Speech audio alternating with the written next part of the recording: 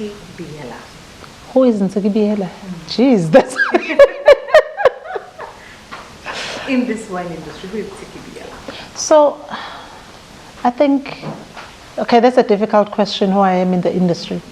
But I'm a winemaker and now a business owner. Been making wines since 2004, and I started Aslina Wines in 2016, officially getting on the market and actually building, and for us to get to this point of having a tasting room. Okay, so where would you say the journey of Aslina began? I think it began with the change that happened when I actually accepted a scholarship to study winemaking, which was something I had no idea of. And when I agreed to earn the scholarship, I came and studied at Stellenbosch University, which was in Afrikaans, again a language I wasn't speaking. And and then so yeah, when I finished studying, I worked for another winery in Stellenbosch for 13 years, and that was building really a brand as a winemaker, to be really at this point being a world-renowned winemaker. And through progression, the time came where Aslina was born. Okay. Yeah. And how would you say is the transformation for you, especially as a black winemaker, and then also to the progression of a black wine business owner? How has that progression been? How tough has it been, or how beautiful or amazing has it been throughout that journey? Especially the aspect of our skin color and the association of winemakers being from Dutch or from Zimbabwe, but are of white skin tone. So I think for me it has been great and challenging, and I think, you know, when you talk about something that's got all the flavors and all, whether it's bitter, sour, sweet, it has had all that combination really of stress, joy, and everything else in between. What has been helping a lot is that, because I'm a qualified winemaker, that has been like, winemaker, black. You know, I remember when I started, I would be at a wine show and people will come and taste wine, and they'll go, or even at the tasting room where I was working, they'll taste the wine and they'll tell me what flavors they're picking up, you know. And I'm like, okay. And then they're like, yeah, there's this and this and this, and they're like, do you know how the wine has been made? And then I'll tell them how the wine is made and go through the process and everything else. And they go, how do you know that? And I'm like, because I made the wine. So it used to be, I think one of the things that I've learned on the journey is that I allow people to be themselves, but then I'll tell them what it is, you know, because people, they come with perception. They have a picture of how the winemaker look like. And then, so already, as much as they see me behind the stand or at the tasting room, they already have a conclusion that no, she's just working, you know. And then when I explain the in-depth of winemaking and how the wine is made and where it comes from, the history of everything, and then they go, how do you know? And then I'm like, I made the wine.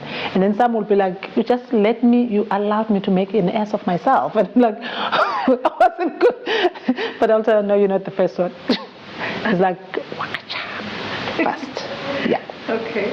And so why the name Aslina? Or who is Aslina? So Aslina is my late grandmother. The reason I named the company after her is I grew up under her guidance. She's the person who taught me everything I know about life, and most importantly, who showed love. So what basically happened is, for me, it's like when I talk about anything to do with love, I think of her. It's like do everything from a place of love. And that is her. That's beautiful. And I've seen also many wineries that we've gone to have very, let me say, unique names. Yeah. Not necessarily the name of the winery itself, but I've seen one known as Ntsiki. Yes. Could you tell us more? Because the others would be a Sauvignon Blanc, Chenin, Chardonnay. So tell us the story of Ntsiki. So, so Umsasane, it's a Zulu word for the acacia tree, the umbrella tree. So this is an iconic tree in Africa. You land everywhere in Africa, you're going to see the tree, right? And Aslina Wines is very rooted in its heritage, and we're proud of our heritage. I know that when you think of the industry, everybody, they talk about the heritage of Dutch and whatnot, but our heritage is African, and that's who we are. Hence, even when you look at the logo, we've got a calabash. We put in grapes, basically just to elaborate, to say, okay, this is where we are, but this is where we come from. We're being held by our culture. And so when I named the wine Msasane, because it's a blend, it's the other name of my grandmother. It's her nickname, the Sasane. So when I had to give a name to a blend, I was like, okay, I've got a blend. It means a name because it's a blend. And so for me, naming this wine that, because this is our iconic wine, it was like, this is what it's supposed to be. So can I say this is one of your favorite wines out of the collection that you have? I don't want to say favorite, but I'm going to say it's the wine I respect a lot. This is the wine that I don't just open because I feel like I want a glass of red wine.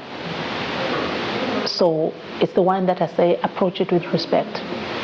It's the wine that I say you're going to have a glass of it. Why do you think you deserve it? What have you done that is good that make you deserve this glass of wine? Specifically this one. If you feel like you've done something good, then yes, absolutely, by all means, have that. But yeah.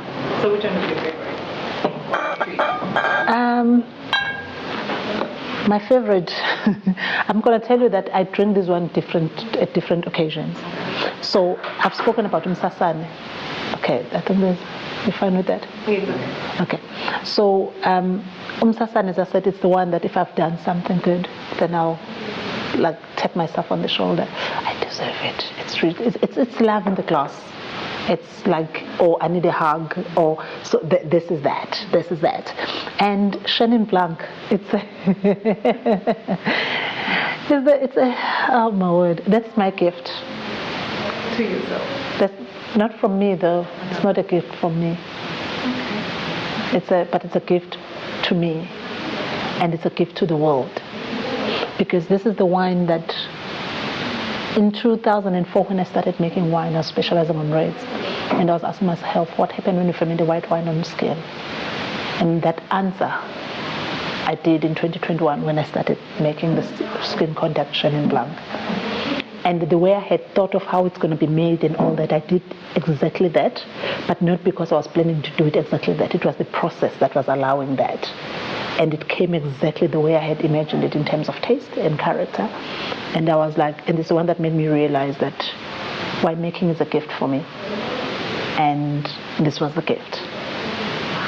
So whether it's a gift to me, it's a gift. It's a gift. It's a gift. I like that. I've been gifted. There's a story about the Chenin. It is a gift. Okay. And Chardonnay, it's a wine that I call this one the one that, as much as we say it's a homemaker, but it's a wine that converts people who say I don't do 1, 2, and 3. And then they'll enjoy that. Sauvignon Blanc and Cab, those are the two wines that I open when I feel like a red wine, I'll open Cab. I feel like a white wine, I easily open that. But Chenin Blanc, it's like, again, it's not like Msasane, but it's closer than the others. And then we've got the MCC. So the MCC is named after my mom. It's Miss MC. That's what my brothers and sisters call her. They used to call her Miss MC. So I was like, Aslina is not complete without a celebration. So what do we use to celebrate? We use an MC. Exactly. But then who better could represent that than my mom? Because she had an infectious laughter. And everything, according to her, we could be actually celebrating every day and having a good time and having a laughter and it was like life should be easy, So she was a person who loved laughing, loved to be, people must be happy. So for her, if she could make everybody to be happy all the time, she would have gifted them that. So when I started the brand, it was at the time where, because I've been making wine for a longer time, and I had been promoting the company I was working for. So people were already waiting for the wine, but it was the international market, not the local market. So my first market was the US and Germany, but the US is our biggest market. And the reception there, I think if I would say amazing, it would be really it's an understatement. It was heartwarming. It was everything I could have even imagined. I remember on the launch in 2016, I went to different places, and the last launch, there's a restaurant I used to, even with my previous job, I used to do events at, before it would be a last stop that I do before I leave New York. So on the launch of Aslina, they had organized the band. The restaurant was packed, that there were people standing, and they were told it's fully booked, and they said it's fine, we'll pay, we're going to come in and stand. And that was for me, again, a confirmation. You know, when you, just that confirmation, that small one to say, this is it. You know, this is it. It was, I remember saying, oh God, is showing off. So you've been resisting and this is it. So yeah. So what about the local, the regional market in terms of Africa? Do you have any markets in Africa, and are you thinking of Kenya? Oh yeah. How do you feel about having a Aslina in Kenya? Oh well, I'm excited. I'm looking forward to that actually. I am. And let's see. So we're going to be going to Kenya. We're still busy with documentation. So we're going to be with Aslina Wines, but they're still prepping the final documentation so that they can place their order. And we are in Rwanda, we're in Botswana, we're in Swaziland. We're still working on the continent, actually. We really, really want to grow our African market. We are in South Africa, we're working hard to grow the market. We're literally in the building stages of the continent, if I were to call it that.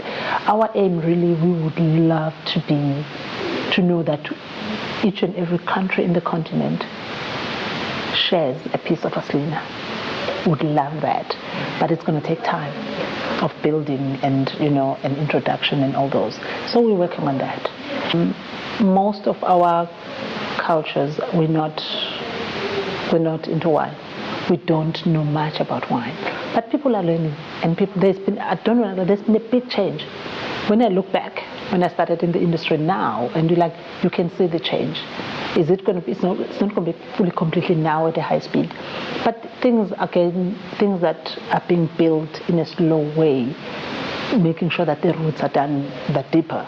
It will transpire beautifully. So it's still the educational stage, learning stage. People are curious; they want to know, and so they taste. They okay, how do we learn? What do we learn about this? How can we?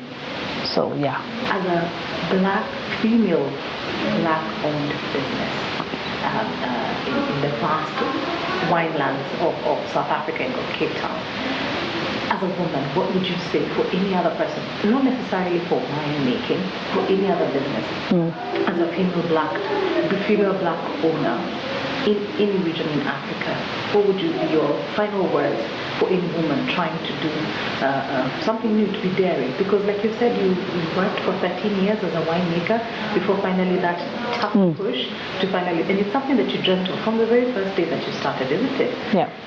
What would be your last word or your final word to a woman who is watching this to start or kickstart her business?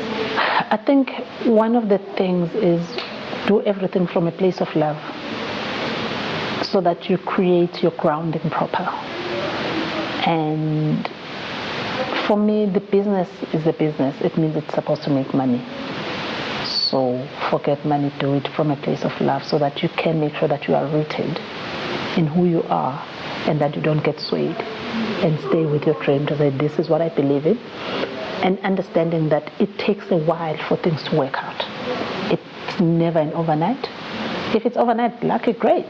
But understand that it's not going to be an overnight. It's a persistency, it's a consistency, it's literally just having that drive. And at some point, then you're going to get that breakthrough.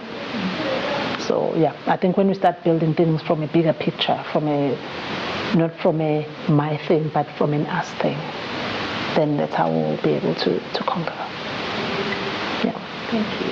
Thank you so much. I really appreciate that. Thank you so much. Thank you so much. Thank you.